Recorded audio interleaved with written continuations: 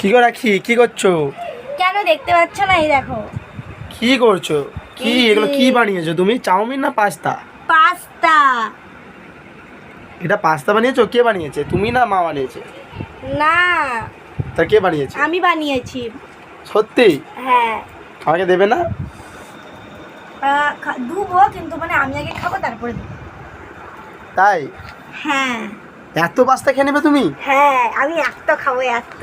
দুটো থালা? হ্যাঁ। দুটো প্লেটে? পেট না পাতকুয়া তোমার? দেখো গাইস, খাচ্ছে দেখো, মানে আমাকেও দিচ্ছে না, কি বলবো তোমাদেরকে।